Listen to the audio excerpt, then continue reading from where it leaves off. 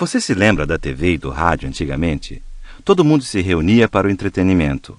Os programas tinham um horário e se você não estivesse lá, você perdia. As transmissões se perdiam no ar.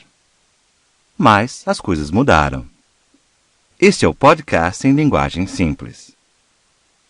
Esta é a grande ideia. Com o podcast, não existem horários de exibição. Quando um programa novo é criado, você pode capturar o podcast e levá-lo para assistir ou ouvir mais tarde, geralmente de graça. Ele torna os shows pessoais e sempre disponíveis. É isso que o diferencia da transmissão.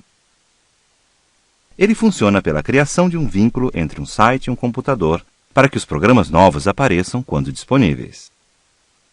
Existem 3 motivos por que o podcast se tornou tão difundido. A primeira é porque qualquer um pode fazê-lo. Sem satélites, torres de rádio ou estúdios, a maioria das pessoas só precisa de um microfone ou câmera de vídeo e uma conexão à web. Com isso, é possível fazer um programa que é aberto para todos.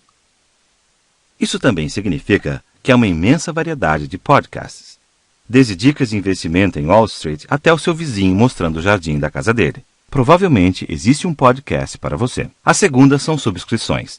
Isso quer dizer que, se você visitar um site que tem um podcast bom, você pode clicar em um botão e subscrever para receber programas futuros automaticamente. Você só precisa de uma ferramenta chamada Podcatcher, como o iTunes, que captura os programas. Você pode assistir ou ouvir os programas onde quiser, quantas vezes quiser. O terceiro motivo são os aparelhos. Você pode baixar um podcast para um computador, ou um leitor MP3, ou outro dispositivo portátil e levá-lo com você. E os podcasts funcionam em todos os tipos de dispositivos, não só iPods. Vamos ver como Jason usa os podcasts. Ele usa a web todos os dias, pega o ônibus para trabalhar e adora a cultura japonesa. Ele achou um podcast de um casal ocidental que vive em Tóquio. Depois de ouvir, ele subscreveu o podcast no site do casal. Naquela noite, enquanto ele dormia, o novo programa foi baixado para um leitor MP3 dele.